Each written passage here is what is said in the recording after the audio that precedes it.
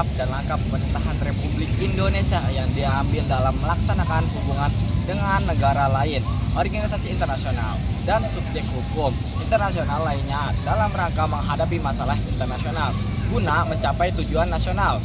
Politik luar negeri Indonesia menganut prinsip bebas aktif yang diabadikan untuk kepentingan nasional. Artinya, politik luar negeri dilaksanakan melalui diplomasi yang kreatif, aktif, antisipatif, tidak sekedar rutin dan reaktif. Politik luar negeri Indonesia yang bebas aktif mengandung makna bebas, berarti hidup tidak memihak pada kekuatan-kekuatan yang tidak sesuai dengan kepribadian bangsa, yaitu Pancasila. Kata aktif berarti dalam menjalankan politik luar negeri Indonesia tidak bersikap pasif atas kejadian internasional, tetapi senantiasa bersikap aktif. Politik luar negeri bebas aktif memiliki tujuan antara lain. Yang pertama, sebagai upaya mempertahankan kemerdekaan bangsa dan menjaga kesejahteraan negara. Yang kedua, memperoleh barang-barang yang diperlukan dari luar negeri untuk mewujudkan kemakmuran rakyat. Yang ketiga, upaya meningkatkan perdamaian internasional. Dan yang keempat, serta meningkatkan rasa persaudaraan dengan semua bangsa di dunia. Kedua, menciptakan peran Indonesia dalam menciptakan perdamaian dunia. Perdamaian dunia merupakan sebuah gagasan kebebasan, perdamaian, dan kebahagiaan bagi seluruh negara dan bangsa. Upaya Indonesia dalam menciptakan perdamaian dunia dilakukan melalui kerjasama dalam organisasi internasional. Langkah awal Indonesia menciptakan perdamaian dunia diwujudkan dengan keikutsertaan Indonesia dalam organisasi internasional, yaitu Perserikatan Bangsa-Bangsa atau PBB.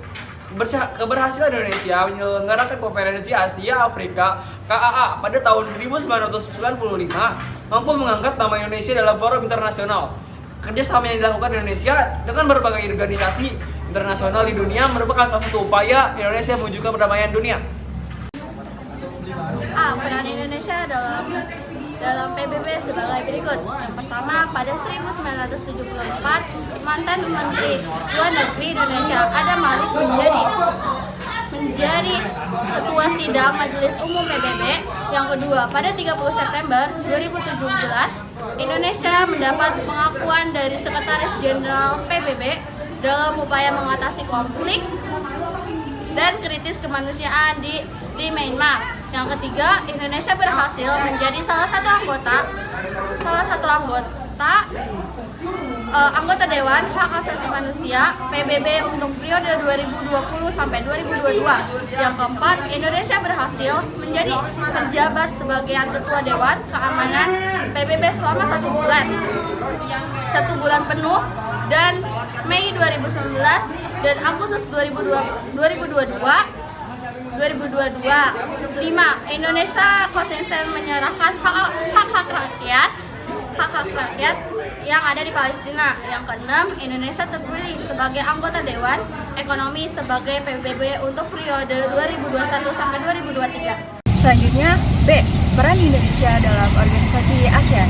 Indonesia sebagai salah satu negara anggota ASEAN mempunyai peranan penting dalam perjalanan ASEAN. Peran Indonesia dalam organisasi ASEAN sebagai berikut. Yang pertama, sebagai salah satu negara pempraksara ASEAN. Yang kedua, pada 2012, Indonesia menjadi pemimpin negosiator dalam Regional Comprehensive Economic Partnership RCEP. Yang ketiga, yaitu pada September 2016, Indonesia turut serta dalam KTT ke-28 dan ke-29 ASEAN di kota Phenit, Laos. Yang keempat, yaitu Indonesia turut serta dalam KTT ke-30 dan KTT ke-31 ASEAN di kota Manila, Filipina. Yang kelima, Indonesia menjadi ketua kerja dalam kesehatan ASEAN periode 2020-2021. Yang keenam, pada 24 April tahun 2021, Indonesia menjadi tuan rumah pertemuan para pemimpin negara-negara ASEAN tetangga dalam KTT ASEAN. C. Itu ada peran Indonesia dalam organisasi GNB. Adapun beberapa peran Indonesia dalam organisasi GNB sebagai berikut. Yang pertama, Indonesia menjadi tempat berlangsungnya KAA yang merupakan cikal bakal GND. Yang kedua, sebagai salah satu negara pemakasara GND.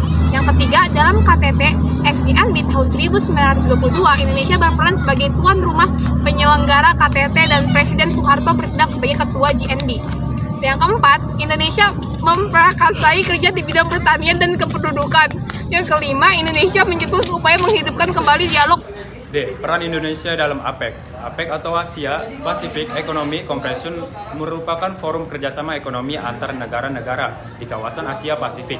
Berikut adalah peranan Indonesia dalam organisasi APEC. Yang pertama, Indonesia menjadi salah satu negara yang menjembatani perbedaan pandangan antara Amerika Serikat dan Tiongkok. Yang kedua, pada forum APEC 2019, Indonesia mengajukan 3 usul inisiatif.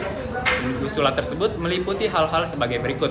Yang pertama, loka karya, pemanfaatan revolusi industri untuk meningkatkan produksi ekspor. Yang kedua, loka karya mengenai ekonomi digital inklusif melalui tukar-menukar pengalaman dan praktik pemanfaatan platform digital. Yang ketiga, Indonesia sebagai anggota APEC sepakat mendukung fokus pertumbuhan ekonomi yang berkelanjutan dan kesejahteraan bagi masyarakat di kawasan Asia Pasifik. Yang kelima, pada 17 Juli 2021, Presiden Joko Widodo mengikuti konferensi tingkat tinggi negara kawasan Asia mengenai pandemi COVID-19 dan memulihkan ekonomi. Yang terakhir yaitu E, peran Indonesia dalam organisasi OKI. Organisasi ini merupakan organisasi kerjasama Islam yang dibentuk setelah mengadakan konferensi di Rabat, Maroko pada tanggal 22 sampai